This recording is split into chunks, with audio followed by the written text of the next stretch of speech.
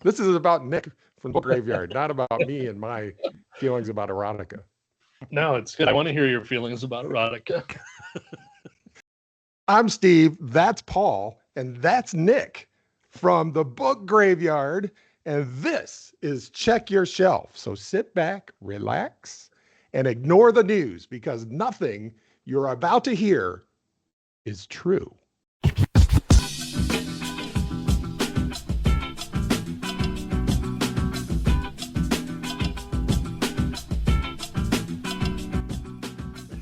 There's so much to that no one's gonna get but us. That's right. There's so much to this whole channel nobody's gonna get to but us. True. Nick, we are so happy to have you on. I told Paul I'd probably go into fanboy mode, so forgive me if I embarrass myself or you in the process, but you're one of our inspirations. You're one of the people that made us believe this is something we could actually do. And so thank you for coming on. Looking forward to having a chat about whatever Paul's got up his sleeve. Well, that was very sweet.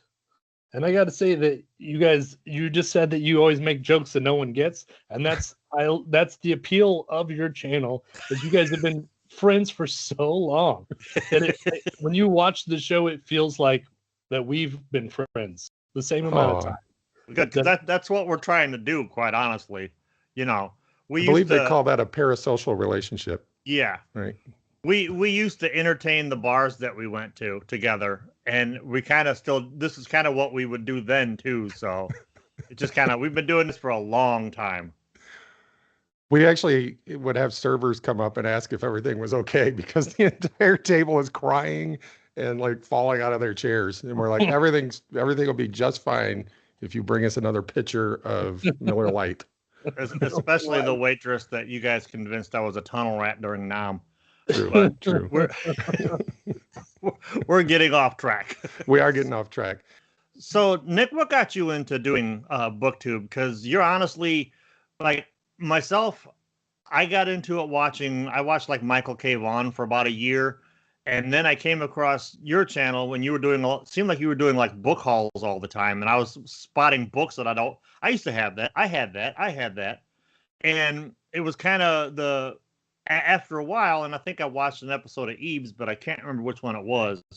And then the algorithm did its thing, and all the other guys showed up on my, recommended. Yeah. And you guys y'all have such really good, fun channels. And we're just curious, like, what got you? What made you start? I wanted to start because I really enjoyed the Paperback Warrior podcast. Yeah, and they had they had stopped doing it at the time because I think Tom went off to do his private investigative business. Mm-hmm. And they stopped making the podcast, even though they kept doing the blog and all that.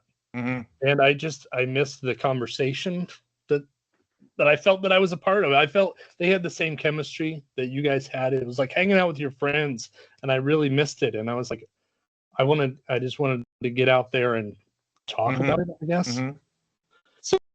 So I was doing I had the Instagram and then the blog, but my intention was to always do a YouTube channel, which is getting up the courage to do it because it's scary. Yeah, and I don't mind making an ass of myself, but I come from the punk world, especially like the more aggressive side, and those people are dicks. So I was like, man, they're gonna see this and make fun of me, and I know they are. So that was why I was hesitant. But then I was like, am I gonna live my life like not doing something that I want to do because someone's going to make fun of me? That's ridiculous. Just do it. How long's your channel been around? It'll be 2 years in October. Oh, wow. So I've been watching you for about a year then. Man, time just flies. Yeah. And you seem so comfortable doing it that I thought it would have been longer just because you seem to have hit a groove, Oh, well, thanks. I think when you go back and watch the beginning, it's not smooth. That's what I need to do. I need to go watch like your first one. That's to all you little leaguers out there in the little league booktube land, you don't have to be good at it when you start. In fact, it's better if you start before you're ready. Yeah, that's kind of what we did. Yeah, that's the best way to learn, is just to do it. Yeah, and you'll make advances really fast. You know, you'll figure, oh, my lighting sucks. Oh, my camera sucked. My audio could use some work. I don't really want to do this. I want to do that. You know, but you can sit there and do it in your head forever. You know, you're never going to think of everything when you first off. So we brought you on the show basically to find out if you're a book snob. So I do have my 10 questions once Steve's done grilling you. Yeah, I'm done. All right. Okay, so are you ready to find out if you're a book snob? I'll try my best. All right. Okay, so the 10 questions. Question number 1. What's your definition of book snobbery? Wow. Well, I mean, that's difficult because it's very subjective. Mm-hmm. You know, like what I think is cool. So I would be a book snob because I didn't like say more of the classic literature, I guess. Whereas, you know, the people that are college educated and enjoy that stuff, they would probably look down upon me. So they would be the book snobs. So it's kind of it's a hard question to answer. Yeah, it definitely is. So basically, our first couple of videos, we probably seemed like book snobs because we were doing like John Steinbeck and Tolstoy. And those videos have like 3 views, and I think 2 of them are my mom or something. No, she only watched to make sure you didn't swear. That's right. On a Sunday morning. No cursing. Okay. Yeah. I mean, I'm snobbery. I guess there's a difference between when you like something but don't like something else, but you still respect that they like that and you're fine with that. But right. I think the snobbery part comes into it where you're like, I like this, I'm better than you. What you're doing is crap. Yeah. There's plenty of booktube out there like that I discovered, but you know, luckily we discovered you guys. I'm really heavy-handed with the don't show this channel again button. Oh. There's a lot that I don't know exists, and then Jake and Tim will start talking about something. I'm like, what are you guys talking about? I probably blocked them like a year ago. So. Mm-hmm. Question number 2. Is there a type of book you would not consider reading?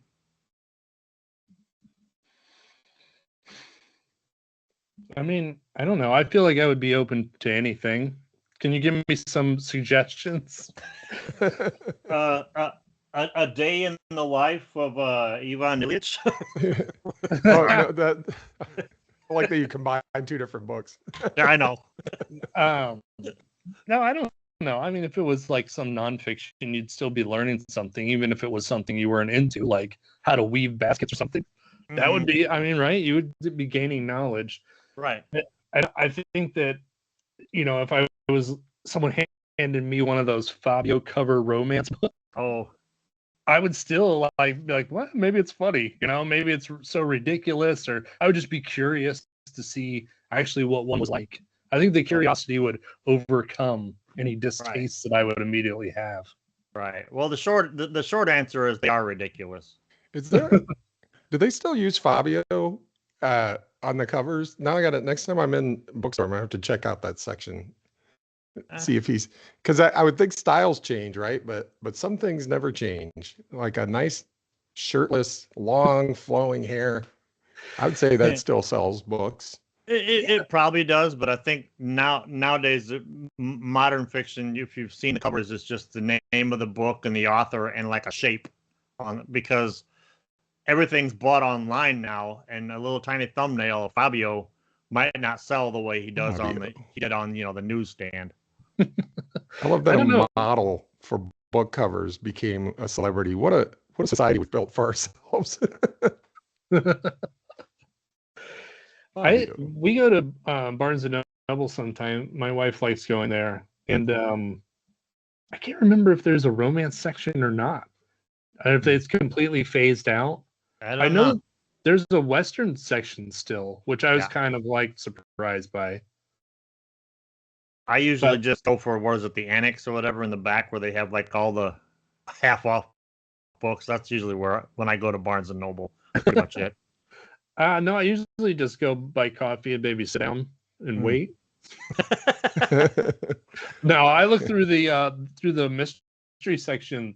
I think that there are some cool reissues that they do. Like they had a Chester Himes. Like if you wanted to read Chester Himes, it's available at Barnes and Noble, and I thought that was amazing. That's awesome. Yeah, last time we were at Barnes and Noble, we just grabbed a bunch of magazines and went and sat down. So we grabbed like Guns and Ammo, Cosmopolitan, Home and Garden, and just nice, just to leave it on the table so that the barista would walk by and like, what in the? Let's go back to that first question, because I was just thinking about this. The book Snobbery, I didn't buy that Chester Himes, even though I wanted to read it because it was new. Oh, there you go. I wanted the original. I was like, no, the original's better. I mean, it's cool that they did it, but I wanted the real thing. Yeah, see, the files are starting to come off. Yeah. You want that patina of the original issue. Yeah. All right. Question number 3. Does erotica count as literature? Do you mean erotica? Do you mean sleaze? Smut? The word is erotica. I don't. You can define it however you want. Today's word. And however you define it says a lot about you. So. Erotica sounds so classy. Like they were, like the way that they took science fiction and started calling it SF. Yes. So they like took just sleaze and they're like, no, it's erotica now. Yeah. Yeah, that's right. It's acceptable. It's probably the difference between sleaze and erotica is like grammar and punctuation. It turns out women's lit is a form of erotica, but they just call it women's lit because I'm not reading sleaze. I'm reading women's lit. Yeah, that was what I was gonna say, is that erotica does sound like a feminine version of smut or sleaze. Because it sounds like high class. Yeah. Like ladies. Yes. And then smut and sleaze is like dudes, because we are without class. That's right. Yeah, I'm not reading smut. I'm reading erotica, otherwise known as women's lit. I don't remember how I answered this question, but I think when I think about erotica, it's not the same as, say, Penthouse Forum, right? Where you're like, this thing, I couldn't believe this kind of thing actually happens in real life, and I went to the dentist and whatever, What dentist did he go to?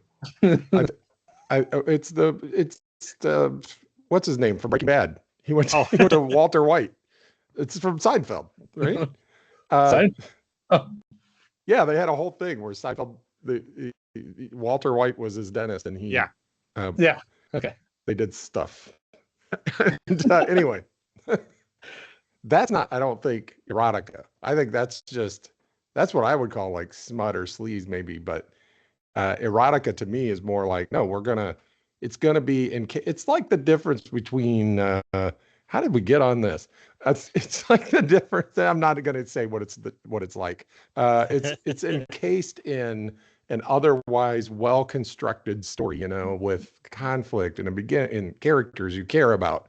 But then you get to see those characters you care about in their most intimate moments. To me, that's kind of when I think of erotica. And of course it's literature because just because. You're not interviewing me, Paul. Why am I just rambling on? This is about Nick from Book Graveyard, not about me and my feelings about erotica.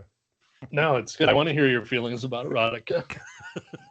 I think that, you're right. It's going to be a new channel, but it's not going to be on YouTube. It's going to be on OnlyFans. Feelings of erotica. That's 3 dudes talking about erotica on OnlyFans. Because Hi, who welcome wouldn't back want to to tune into Feelings of that? Erotica. I like that it's like literature also. Okay. Because do you consider like the genre fiction literature? I think we got into that a lot too, because when he said, "Is it literature?" I'm like, well, there's two ways of thinking about that. One is, do you mean the genre literature? Because no, because that's it's a weird genre to me, because it's like not, they say literary, things are literary, and it's like anybody whoever defined that genre literature, I think is a book snob. Yes. Because like why do you get to define what is highbrow and literature, you know? Yeah. But I know what they mean. Yeah. I mean, it's not just a fun escapist book. You're supposed to think.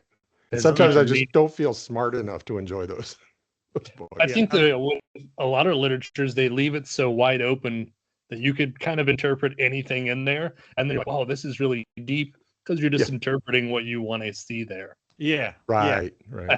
Meanwhile, Vonnegut's just laughing at you. Okay. So question number 4.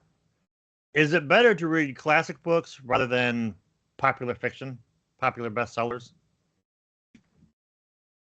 Classic books? Yeah. Like The Old Man and the Sea, or? Yeah, I assume that's what do they you mean. I assume, War and Peace, Old Man in the Sea, Frankenstein. One Day in the Life of the Gulag Archipelago. That. And Peace. Is it better to read that than bestsellers? I guess it depends on what you want out of it. Do you want to be entertained? Do you want the escape? Or do you want some deeper meaning? That's a boring answer. You asked and answered. My client has already answered that question. Yeah, he thinks it's boring, but it was a pretty good answer, I thought. Yeah. All right, moving on. We're almost halfway through. That was, oh my God, that was only question 4.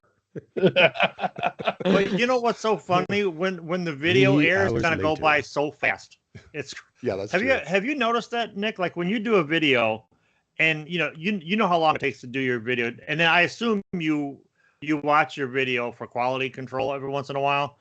Does it seem like they go by really fast? I don't know. I do lots of editing, and I do like multiple takes. I'll say sometimes just say the line like 4 times in different ways. It takes a long time to edit it, but by the time it comes out, I don't want to watch it anymore. Oh, really?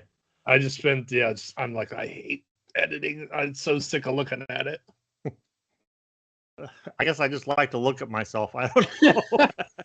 We like to look at you too, Paul. Well, that's good. That's why I clean myself up.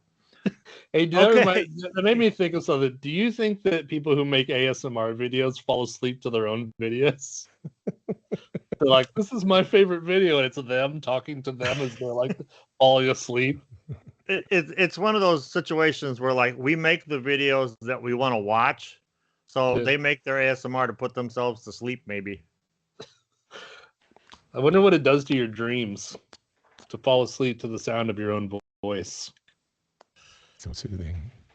The rest of this video will now be done in ASMR style. No, not the mouth sounds. No mouth sounds. But you may hear my cat scratching in his litter.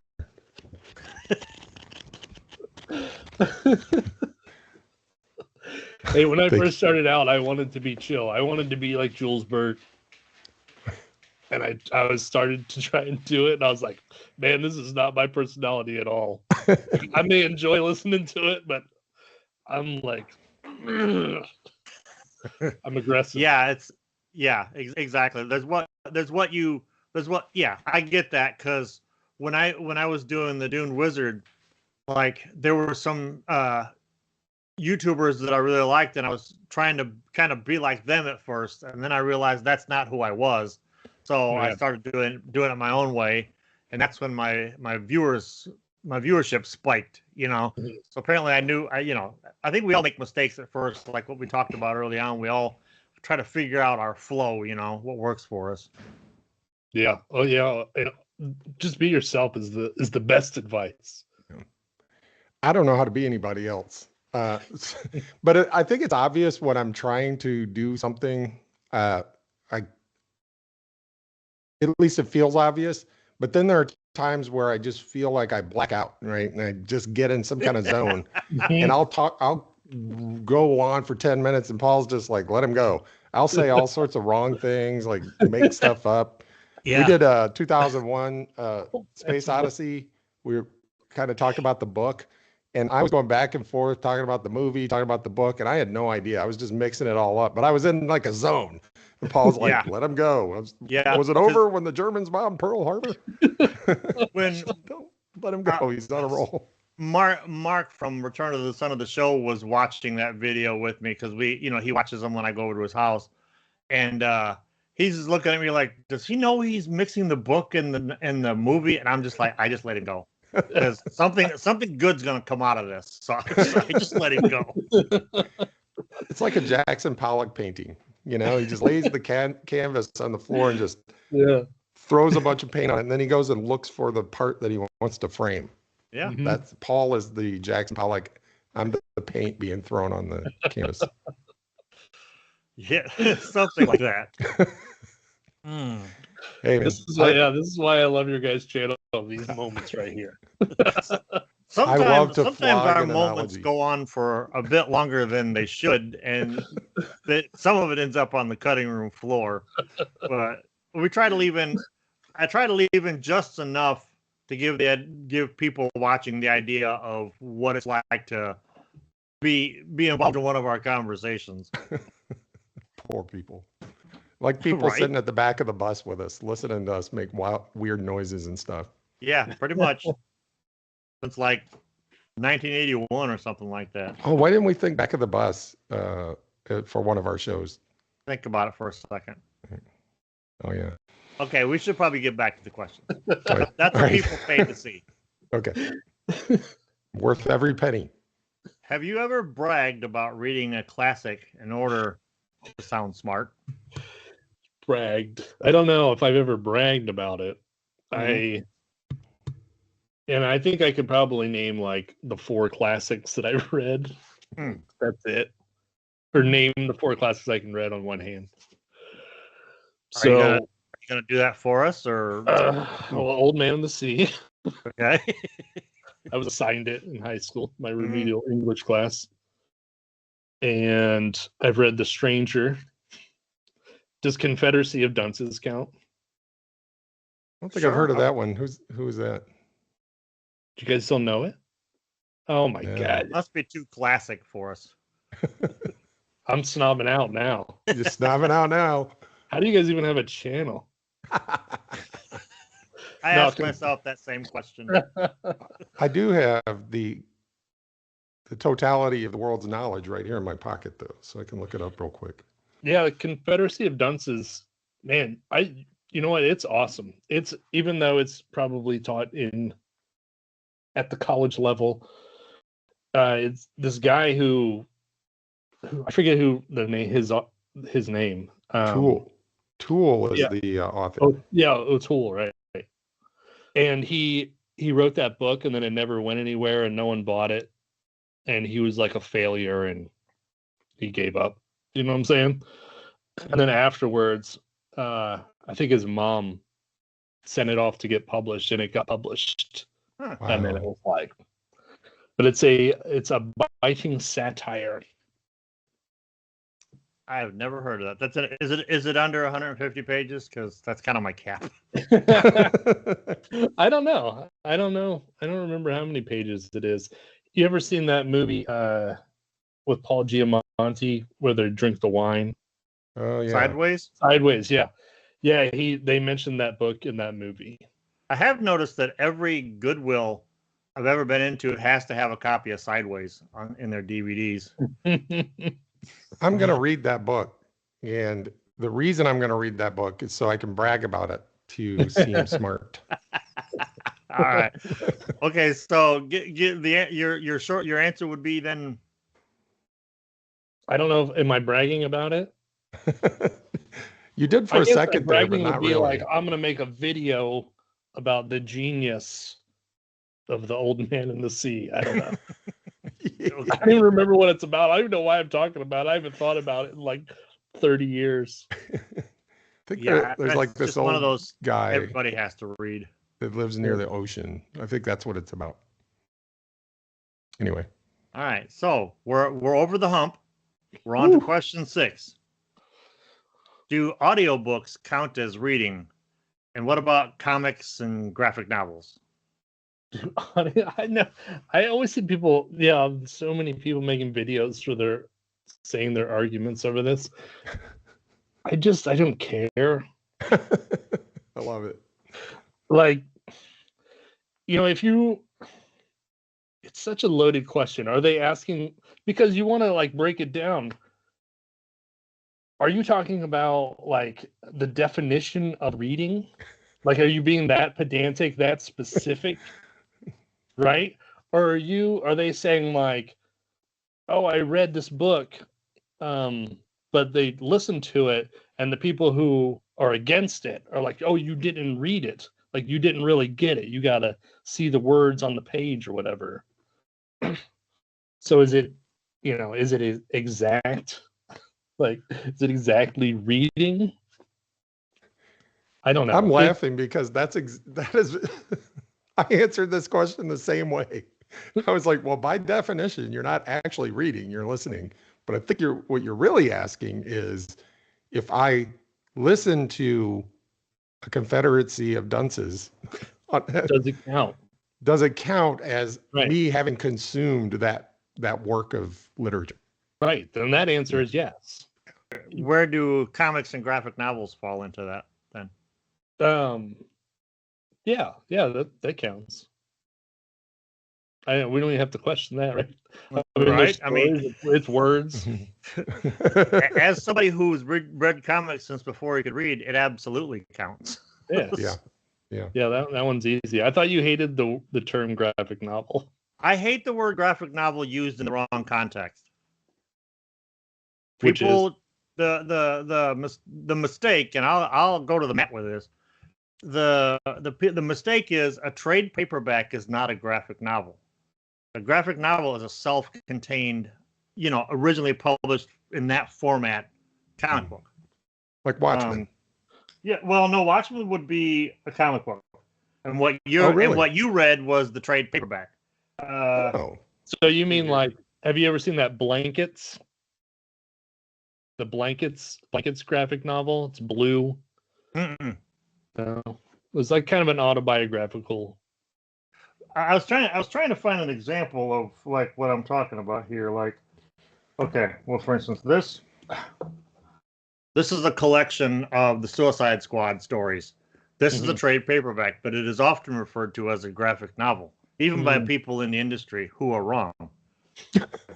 Let's see. Trying to find an example. Right? After knowing you all these years, to find out that you don't consider Watchmen to be a graphic novel. Graphic novel came along. Continue to surprise me. Because of comics like the Watchmen graphic novel came along. Now this one here, this Superman War of the Worlds, which is, by the way, fantastic. This is a graphic novel. It was originally published in this format. It's like a done-in-one and like prestige square-bound format kind of a thing. This is a graphic novel. Well, since we're talking about definitions, isn't a trade paperback specific to just the sizing? So those wouldn't be trade paperbacks either. Oh, well, then let's give them a new name.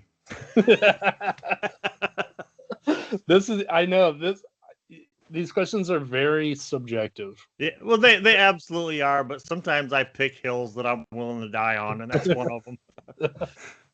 I'm like, pausing the show. That is a trade paperback. Still has a sticker on it. Mm-hmm. So this is a trade paperback. It won the Hugo Award. Graphic novel. Of the comic book Watchmen, yes. Alan Moore, Dave Gibbons, John Higgins. Won the Hugo Award and was named by, I believe, Time Magazine to be one of the greatest 100 novels of all time. Obviously, Time doesn't know what they're talking about. No, they've been wrong before. They probably did an issue on the Satanic Panic and how D&D was bad. Oh, here's the key right here. Okay. I totally missed it. It says originally published in single magazine form as Watchmen 1 to 12. I love how they won't call it a comic book. Well, I totally missed that. Like I thought this was originally published in this form. Oh no, it was a 12-issue comic book series. We probably talked about that and I forgot. Because I probably mentioned, imagine being a kid, like, oh, here's an interesting series. I'll check it out, and you get to the end of the first issue and you're like, oh, now I got to wait until next month or whatever to get the next one. Yep. Whereas I had the luxury of just sitting here reading the whole thing. Yep. I honestly prefer it that way. I growing up having to read them off of the newsstand, you having to wait and hopefully get there before they get sold out. Just put it all in one big book and I'll read it later. Right. Yeah. So we decided all those things count according to Nick. Yes. All right, moving on to number 7. Have you ever looked down on someone for reading a popular fluff book? I think I know the answer to this. Fluff. A fluff book? What's a fluff book? Fluff. It's whatever you want it to be. It's a book about a fluffer. Paranormal romance? If it's a book about a fluffer, then it falls into the erotica category, Steve. That's called fluffer nutter. I would assume anything. No, hold on. I love when you make a joke and he goes, It's one of my favorite things that happen.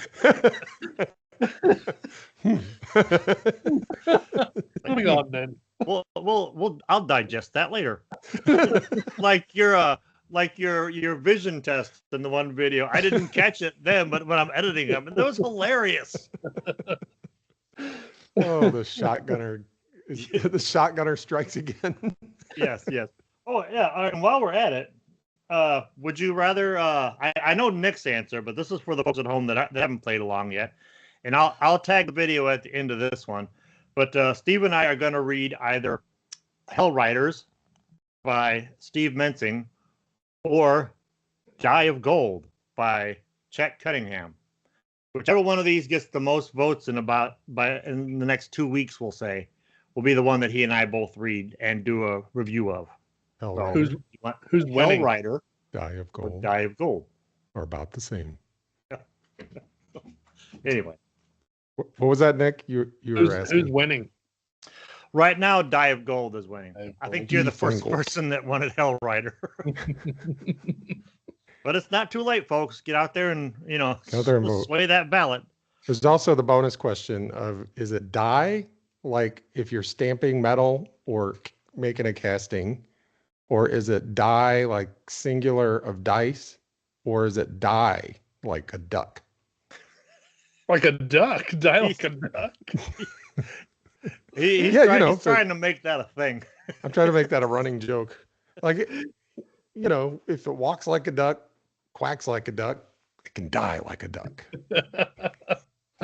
I would say it's that one. I'd say it's, I'll bet you're right. Or is it the German word D, like D of gold? I don't know. That's a lot of possibilities. Now you're kind of swaying my vote. I need to know. It's gonna be a hell of a video when it comes out.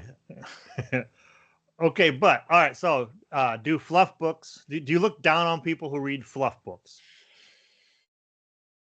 I don't know. I don't care. I don't care what other people do. Reading is so unpopular. I guess if it was like this big mainstream thing, if it was as big as Star Wars, reading was as big as Star Wars, then maybe some stuff would get on my nerves, but it's so not. It's barely existing. That's true.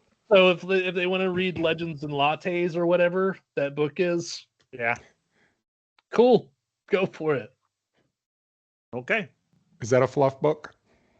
I don't know. It looks fluffy to me. I would say just about anything that would fit into Garb August would be fluff. Or anything you would take to the beach but then we would probably take a horror novel or The Willows erotica is considered. to the beach. Didn't realize The Willows was considered fluff, but okay. Yeah, wouldn't fluff be more the Fabio books? Could be. Or maybe like yeah, good point. Would it be like the Bridges of Madison County or the Memo or anything that the Nicholas Sparks stuff? Would those be? I mean, I would consider them fluff. Yeah. We could ask the folks at home. Let us know down below their definition of fluff. What's fluff? What's fluff? What is fluff? Every question you have to answer another definition question. You're like, well, what does this word really mean? Yes, this is a 3-point question. All right. Well, we're in the home stretch, folks. All right. Number 8. Have you ever been the recipient of someone else's book snobbery? Not that I'm aware of. I would imagine that the more I keep making videos, that there is probably someone that watched the video and I said something that irked them or they didn't like. And then maybe they would make some like generalization anti-Nick video. I hope so. I don't know. No, actually, it would hurt my feelings. I'm very sensitive. So, no, not that I'm aware of. Okay. If that ever happens, you let us know. We got your back. That's right. Number 9. Would you ever be friends with a book snob? Is it one of us book snobs? Or is it one of them book snobs? Again, the question is wide open for however you want to answer it. I don't know. These are hard questions to answer. There's so many different ways to look at it. That's the beauty of them, honestly. I mean, yes, because we all are. Then yeah. Okay. Yeah, I don't know. Good enough answer for me. Are you satisfied with his answer, Steve? I love your us book snobs versus them book snobs. I love that. And I was thinking about the Pink Floyd song, Us and Them. And after all, we're just ordinary men. So yes, of course, I would be friends with a book snob. Because after all, they're just ordinary men like the rest of us. Yeah, I'm thinking like I like Jets that. and the Sharks, but I like your answer better. You're also talking to the person who keeps yelling "one of us" at the screen whenever he talks about a channel he likes. Yes. So, one of us. One of us. One of us. So I am the snob. Skylar, I am the snob.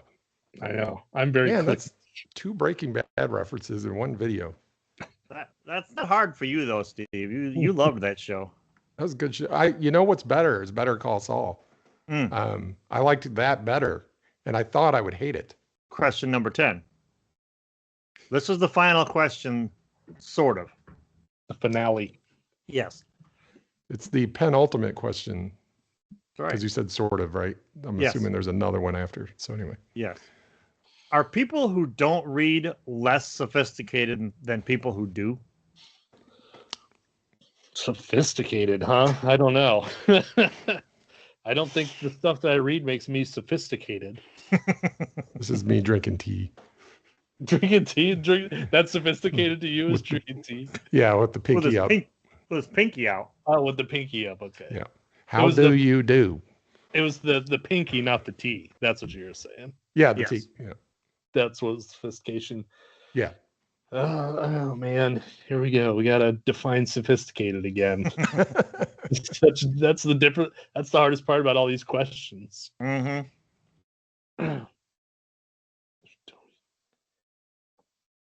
Yeah, they suck. How's that? I finally gave a real answer. There you go. Those people are stupid. Stupid trash people. That's not very sophisticated of you. All right, so based on those 10 questions and your answer to those 10 questions, do you consider yourself a book snob now or not? Yeah. All right then. Okay. I thought this was going to be like a was it you say personality. one of us? One of us. One of us. One of us. I thought this would be like one of those personality tests, you know, like where you get like ENFJ or something. It's like, here's your score. If your score is between 1 and 5, you might be a book snob. And then you go down the list to see what book it is you most identify with, you know. Yes. And it's always something you never read. And it's like horoscopes. Like no matter what they say, it sounds accurate to everybody because there's flattery mixed with some detail. Oh, come on. That stuff's real. Oh, yeah. That's right. All right. Well, that's all I've got. Steve, what do you got? Okay. So I only came up with 8 questions. So no, not one of us. Not one of us. Ready? I'm going to borrow from my business podcast that I do. So what did we not ask you that we should have? Oh, good answer. Or good question. Good answer. It's like both an answer and a question. What did you not ask me about snobbery? Well, about anything, about your channel, about snobbery, about the books you read, about your adventures in the punk scene of Central United States. I don't know. I'm not going to dox you, but of the Central United States punk scene in the middle of. Did you grow? Here's the question. I knew if I rambled long enough, I'd come up with something. That's why I don't cut him off. Again, without doxing yourself. Unless you want to, feel free. Give your address. You're gonna have to define doxing for me. Sorry. It's a word the kids use for like revealing where somebody lives. And the more famous. You don't mind that. Okay. Yeah, I talk about it all the time. You do? All right. See, I knew that because I watch every episode. Like what are they gonna do? Bring it on. Bring it on. Like any publicity is good publicity. Did you grow up in Ohio, or did you come from somewhere else? Yeah, I grew up in Ohio. In Dayton area? Yep. All right. So I imagine it's not too unlike Central Indiana where I live, or Northwest Indiana where Paul and I grew up. Don't dox me, bro. Yeah. They'll be able to find you now in the Northwestern Indiana. They'll just start yelling your name. Paul. Sorry, I just said your real name out loud. Oh, Duke Wizard. Oh, wait, we say it every time. That's Paul. I'm saying. All right. This is the rambling you can cut out if you want. Oh, sure. I just imagine, I'm thinking about the punk scene, right? And every town has one, but it's different in a smaller town like Dayton or even in Indianapolis. So what was that like? Like, is there an active scene or what's going on over there? Yeah. In the 80s, they had Toxic Reasons were from Dayton. Okay. Sloppy Seconds was from Indianapolis. You guys know Sloppy Seconds? No. They were kind of like a Ramonesy band with inappropriate lyrics. That's like when I think of Indiana, that's what I think. There are other Indiana punk bands, but that's the first one that comes to mind. Yeah. Yeah, and so then it just it continues on, and it's always been active since the beginning. Guided by Voices is from Dayton, if you know that band. Yeah. So you weren't like, it wasn't like you and like 2 other guys. There was like more 20. than just okay. Because I know where we came from. Yeah, there was maybe, and I wasn't in. I was adjacent because they were all my friends, but there was like 3 of them. There were 3 punks, and I knew all 3 of them. Yeah, no, there's plenty here. We should probably bring this down a little bit, and possibly wrap it up. But go to the book graveyard. Nick's channel's awesome. Yeah. So Steve, you want to take us home? I really don't. I would rather you do it. Okay. Well, Nick, it was great having you on the show. Fun to finally meet you. We're planning on Pulp Fest next year because you guys look like you had way too much fun. Yeah. But I want to thank you again for being on the show. For providing the inspiration for this show in part. So for you kids out there, I'm Paul. I'm Steve.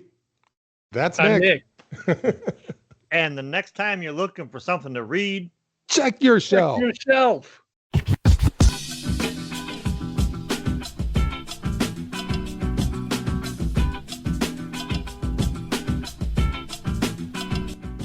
We like to pronounce it horrors, just to Horrors? prevent any confusion. Yeah, because that Midwestern accent kicks in and it just turns into horrors. I've been getting so much grief about the way I pronounce words lately.